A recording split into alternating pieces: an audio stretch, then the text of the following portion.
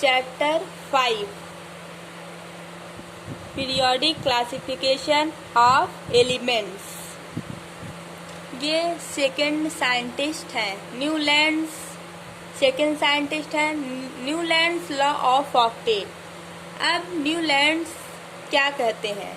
ये कहते हैं देखो, based on increasing atomic mass of element, ये जो एलिमेंट्स होता है उसके एटॉमिक मास को इंक्रीजिंग आर्डर पे रखे थे।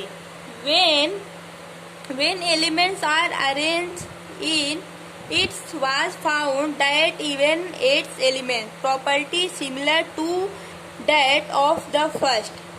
जब एलिमेंट्स को ये अरेंज किए थे तब ये देखे कि 8 एलिमेंट्स सिमिलर प्रॉपर्टी पे आ रहे हैं, फर्स्ट पे ही 8 आ रहा है। जैसे ये एक सॉन्ग है इंडिया का, सा रे ग म प ध नी, तो ये इसी आर्डर पे अरेंज किए थे ना।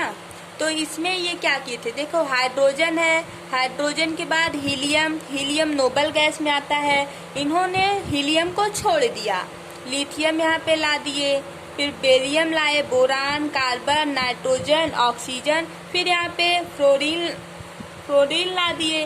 अब टेबल को गिनो 1 2 3 4 5 6 7 8, यहाँ 1 है और यहाँ 8 है। फिर यहाँ से काउंट करो 1 2 3 4 5 6 7 8 यहीं पर आ रहा है। मीन्स ये जो एलिमेंट्स को अरेंज किए हैं वो देखे कि इसकी प्रॉपर्टी हमेशा 8 पर ही आ रही है, यही ये यहाँ पे बोले थे। Okay, property of sodium and lithium are same. ये जो सोडियम और लिथियम की प्रॉपर्टी है वो सेम है। क्यों सेम है? क्योंकि उसकी वैलेंसी सेम है। देखो लिथियम है, लिथियम, सोडियम, पोटेशियम, इसकी वैलेंसी कितना होता है? 1 होता है। इसको इन्होंने एटॉमिक मास की इंक्रीजिंग आर्डर पे सेट किया, इसकी वैलेंसी 1 होती है। इनका ये रूल सही हुआ। इनका लिमिटेशन क्या था? ये applicable only up to calcium, ये कैल्शियम पर एप्लीकेबल थे, नहीं ये एप्लीकेबल थे। Property of new elements could not fit it in its. ये जो न्यू प्रॉपर्टी आती थी एलिमेंट्स का, वो जो ये रूल बनाए थे सारे गम पर, उस पे ये फिट नहीं बैठता था।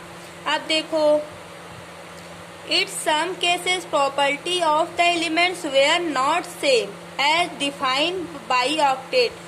वो जो प्रॉपर्टी रहती थी एलिमेंट्स की वो ऑक्टेट पर सेम नहीं था।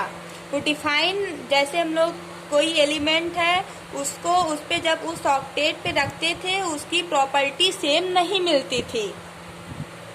और इनका डीमेरिट क्या था कि नोबल गैस का खोज नहीं कर पाए थे, डिस्कवरी ऑफ हैवियर एलिमेंट्स भी नहीं खोज पाए थे। अब एक बात और आता है, पीरियोडिसिटी। ये बहुत इम्पोर्टेंट होता है। क्या? पीरियोडिसिटी।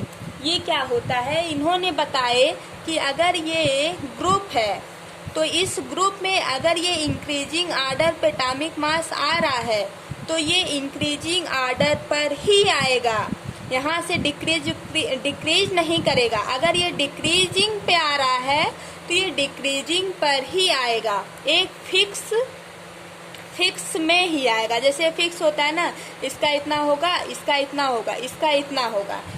तो जब यह रेगुलर इंक्रीजिंग ऑर्डर पे आएगा तो इंक्रीजिंग पे ही आएगा। सेकंड है, अगर ये डिक्रीज कर रहा है तो डिक्रीज ही करेगा, एक फिक्स टाइम पर ही। ओके, तो इनका भी रूल फेल हो जाता है। फिर यहाँ से आते हैं third scientist. Okay, thank you.